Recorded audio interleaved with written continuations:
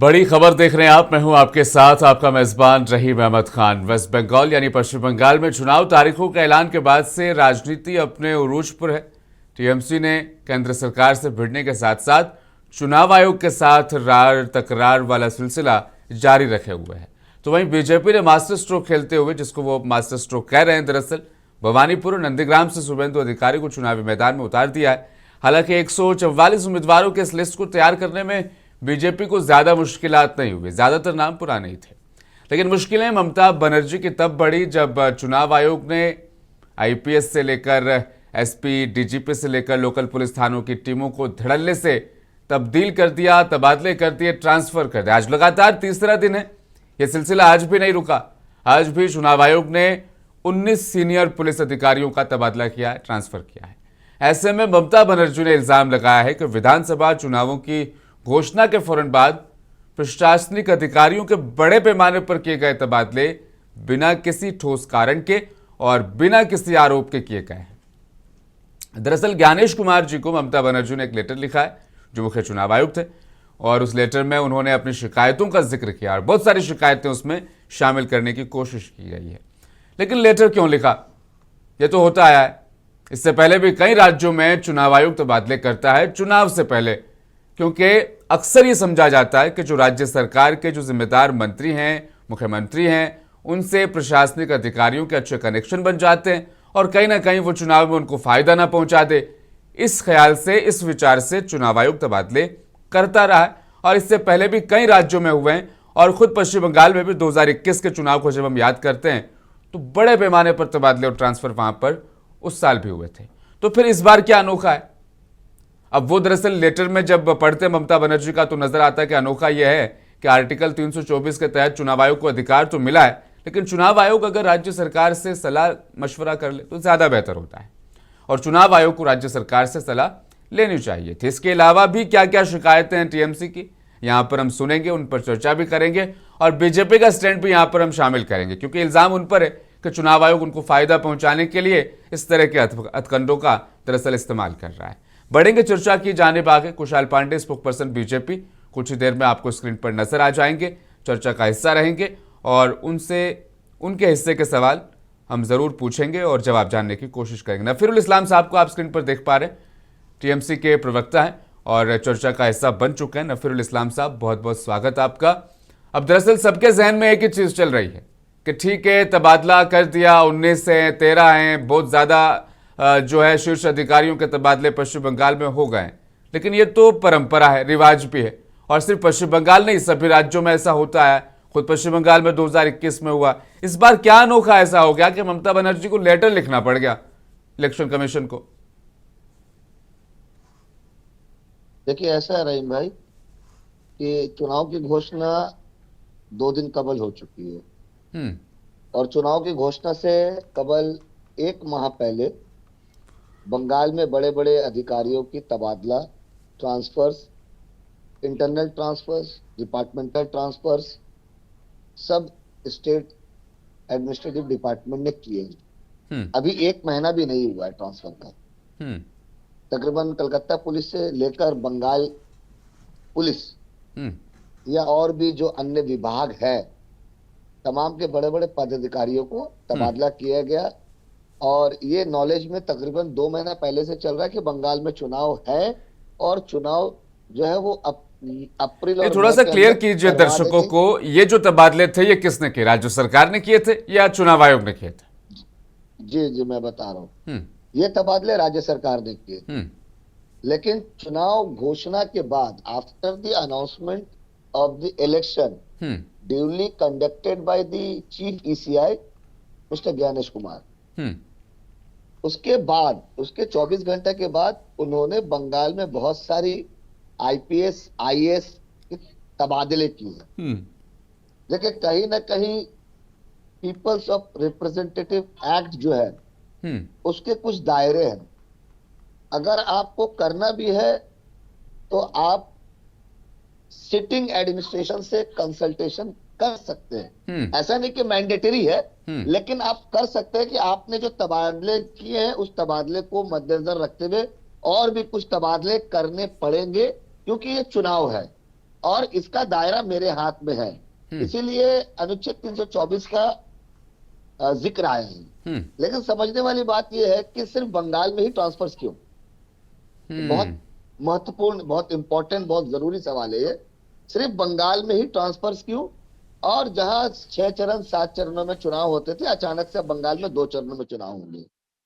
तो इस सवाल का जवाब तो चुनाव आयोग को देना चाहिए, क्योंकि जनता जो है वो किसी के भरोसे बैठी है और जनता का ये सवाल बनता, और जनता की प्रतिनिधि होने के नाते राज्य के मुख्यमंत्री ने ये पत्र लिखा है चुनाव आयोग को कि आपने जो किया है इसका उल्लेख, इसका खुलासा तो देना पड़ेगा। ऐसा नहीं कि दर्शकों को हाँ थोड़ा सा ये भी अब मैं बता दूं, पिछले साल 2021 के तबादलों को जब हम देखते हैं, वहां पर गौर करते हैं, तो चुनाव आयोग राज्य सरकार से कंसल्ट भी करता है, सलाह मशवरा भी करता है, और बल्कि तरीका ये अपनाया गया था और यही तरीका अपनाया जाता है तमाम राज्यों में कि इस पर्टिकुलर संभाग को या क्षेत्र को लेकर हमें तबादला करना है। ऐसे में राज्य सरकार 3 नाम पेश करती है, 3 नामों में से चुनाव आयोग अपनी तरफ से एक नाम पिक करते हैं और वहां पर उनका तबादला कर दिया जाता है। लेकिन इस बार तरीके थोड़े से बदल दिए हैं। क्यों कुशाल पांडे जी? जी आरोप दरअसल टीएमसी का, कुशाल पांडे, यह है कि बीजेपी को फायदा पहुंचाने के लिए दरअसल चुनाव आयोग इस तरह के तबादले कर रहा है, जबकि राज्य सरकार 1-1.5 महीने पहले बड़े पैमाने पर तबादले कर चुकी है ऑलरेडी। कुशाल जी को करेंगे दोबारा से कनेक्ट और हाँ उनसे लेंगे उनके हिस्से का जवाब। लेकिन नफीरुल इस्लाम साहब, दरअसल ये जो चुनाव तारीखों के ऐलान के बाद से अचानक से राजनीति बहुत ज्यादा उरूज पर, हाइप पर नहीं पहुंच गई पश्चिम बंगाल की? कोलकाता में आपकी रैलियां, फिर बीजेपी की रैलियां, फिर आपसी टकराव, फिर नारेबाजी, तमाम चीजें हो रही है। देखिए, सबसे बड़ा सवाल ये है, जो मुझे लगता है एक देश के नागरिक होने की हैसियत से मुझे भी समझना होगा और उसकी गहराई में जाने की जरूरत है। सबसे बड़ा सवाल यह है कि अभी देश की मौजूदा स्थिति क्या है, एक। दूसरी स्थिति यह है कि बंगाल में 66 लाख वोटरों के नाम एडजुडिकेशन यानी कि विचार अधीन में है, और सुप्रीम कोर्ट के निगरानी में जुडिशियल ऑफिसर्स के ऑब्जर्वेशन में उनकी सुनवाई अभी भी चल रही है।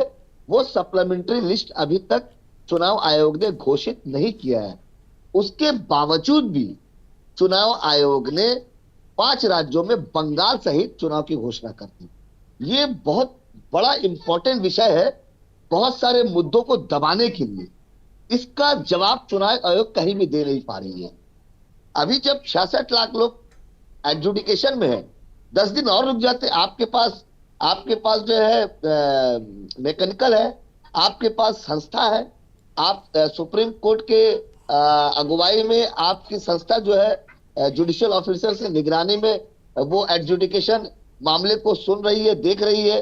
अभी लिस्ट आनी बाकी है। इतनी हड़बड़ी क्यों? आपके पास तो जो टेन्योर है चुनाव आयोग का बंगाल में चुनाव कराने का, वो 20 मई तक का है। तो अभी आपके पास वक्त है।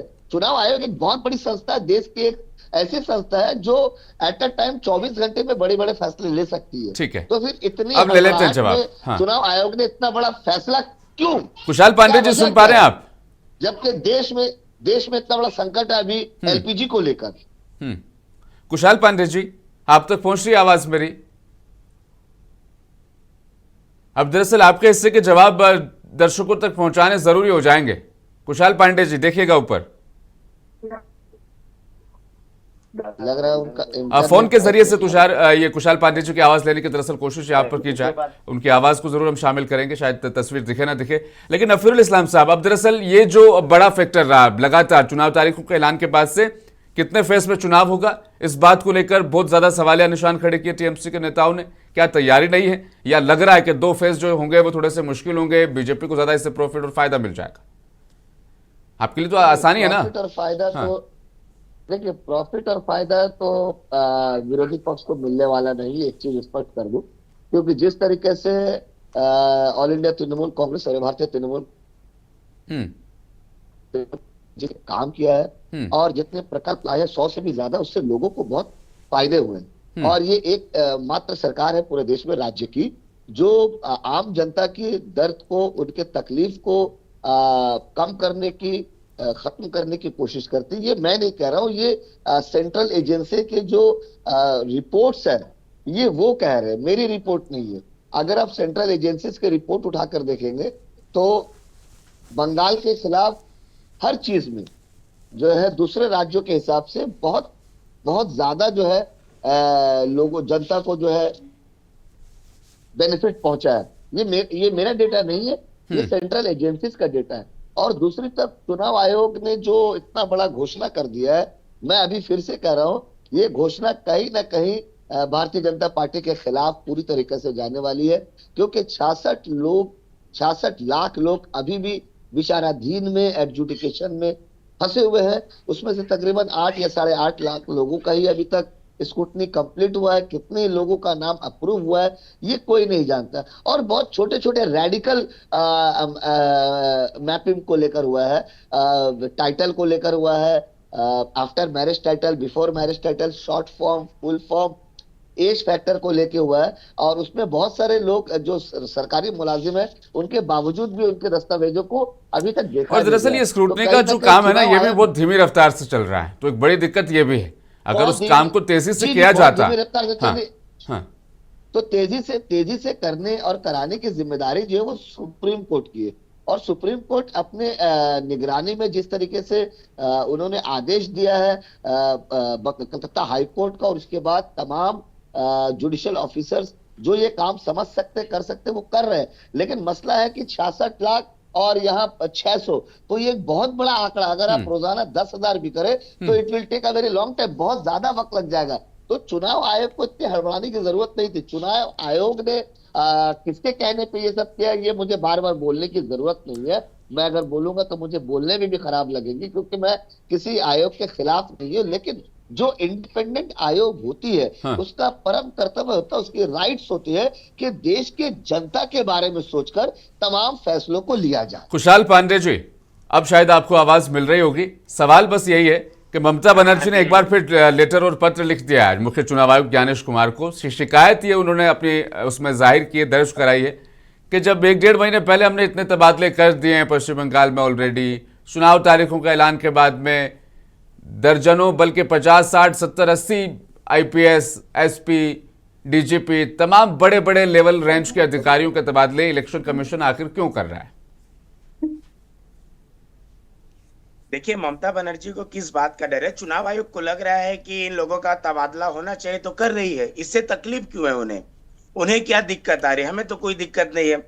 चुनाव आयोग को शांतिपूर्ण अपना काम करने दें। इसका मतलब ये होता है कि मुख्यमंत्री उन लोगों को पाल करके रखी थी आगामी चुनाव के लिए, कि जिस तरह से चुनाव में हिंसा होती आई है, उसी तरह से उनको निर्देश दिया हुआ था कि आपको हिंसा करके चुनाव लूट करवाना है, वोट करवाना है, जिससे भारतीय जनता पार्टी की हार हो, तृणमूल कांग्रेस की जीत हो। अगर आप निष्पक्ष चुनाव चाह रही हैं, निष्पक्ष चुनाव होना चाहिए, तो अगर चुनाव आयोग तबादला कर रही है तो तकलीफ क्यों हो रही है? उन्हें तकलीफ नहीं होनी चाहिए। उन्हें तो भरोसा है ना, उन्हें तो अपने कार्यकर्ताओं पे, अपने विकास पर, अपने वर्ग पे, अपने काम पर, उन्होंने जो काम किया है लगभग 15 सालों में, जब उनको अपने कामों पर भरोसा ही नहीं है तो इसका मतलब उन्हें डर है तबादला से, कि तबादला हो जा रहा है तो उनका जो प्लानिंग था, उनका जो खेला था, वो खेला वो नहीं कर पाएंगी। इस बात का डर है उन्हें। अच्छा, मतलब कुशाल, चुनाव से पहले तबादले होने चाहिए, है ना, ये कहना चाह रहे हैं आप? चुनाव से पहले तबादले होने चाहिए। तो फिर चुनाव तो कुशाल असम में भी है। पास में अगर शिकायत गया होगा तो देखिए, मैं बताना चाहूंगा कि ये चुनाव आयोग का काम है, ये हमारा और आपका काम नहीं है, ये राज्य सरकार का काम नहीं है, ये चुनाव आयोग का काम है। कुशाल, चुनाव अब दरअसल शक और संदेह इसलिए जाएगा कि तमिलनाडु में तबादले हो रहे हैं, पश्चिम बंगाल में तबादले हो रहे हैं, असम में नहीं हो रहे हैं जी। हाँ, और ये चुनाव तो क्या असम के CM हेमंत बिस्वा शर्मा इन्फ्लुएंस नहीं कर सकते हैं अपने वहां के अधिकारियों को? हाँ जी, तमिलनाडु में तबादले हो रहे हैं, पश्चिम बंगाल में तबादले हो रहे हैं, क्योंकि वहां पर जो CM हैं वो इन्फ्लुएंस करेंगे और अपने हक में वोट करवाएंगे। तो यही चीज असम में भी तो हो सकती है ना। विपक्ष अपनी आवाज कहां बुलंद करेगा? असम में CM हेमंत बिस्वा शर्मा भी अधिकारियों को इन्फ्लुएंस कर सकते हैं, अपने हक में वोट डलवा सकते हैं, लेकिन वहां तबादले नहीं हो रहे हैं। तो फिर जो आरोप TMC लगा रही है कि बीजेपी को फायदा पहुंचाने के लिए हो रहा है, आपको बता दो, तो जायज लगता है। जिस राज्य में भारतीय जनता पार्टी की सरकार है उस राज्य में चुनाव संपन्न होती है और एक चॉकलेट दीपावली का जो बम होता है ना, वो भी नहीं फटते हुए सुनाई देता है। लेकिन जिस राज्य में चाहे तृणमूल कांग्रेस की सरकार हो, दूसरे दूसरे राज्य में अन्य दलों की सरकार, उस राज्य में आप देखिए चुनाव के समय किस प्रकार से हिंसा होती है, जो हिंसा पूरा भारत देखता है। पश्चिम बंगाल में 2021 में 300 से 350 कार्यकर्ता मारे गए थे भारतीय जनता पार्टी के। ठीक है, नफरुल इस्लाम दूसरे साहब, राज्यों में नहीं हुआ था। दरअसल वो ये कहना चाह रहे हैं कि इन्फ्लुएंस करती ममता बनर्जी अपने हक में हिंसा वहां करवा कर चुनाव जीतने का पूरा वो प्लान था, उसकी धज्जियां उड़ा दी चुनाव आयोग ने, तो फिर तकलीफ और दर्द नजर आया। अब देखिए, सबसे पहली बात, अगर कोई हिंसा हुई है तो उसका रिपोर्ट होना चाहिए। रिपोर्ट किसके पास होगा? एनसीआरबी के पास होगा, मेरे पास तो होगा नहीं। ठीक है, अगर इस तरह का कोई आरोप है तो आरोप लगाने में बहुत मजा आता है, लेकिन आरोप को सिद्ध करने में ना वो सर की पसीने पांव से निकल जाते हैं, एड़ियां घिस जाती है। अभी आप देखिए, आपने दिल्ली में केजरीवाल, मनीष सिसोदिया और उनके वरिष्ठ अधिकारियों पे लिकर घोटाले का आरोप लगाकर उन्हें हवालात में बंद कर दिया, लेकिन सिद्ध आप नहीं कर पाए। तो आरोप लगा रहे हैं, लेकिन आरोप का कोई जस्टिफिकेशन नहीं है, कोई रिपोर्ट नहीं है कि बंगाल में 2021 के चुनाव के वक्त में इतने लोग मारे गए।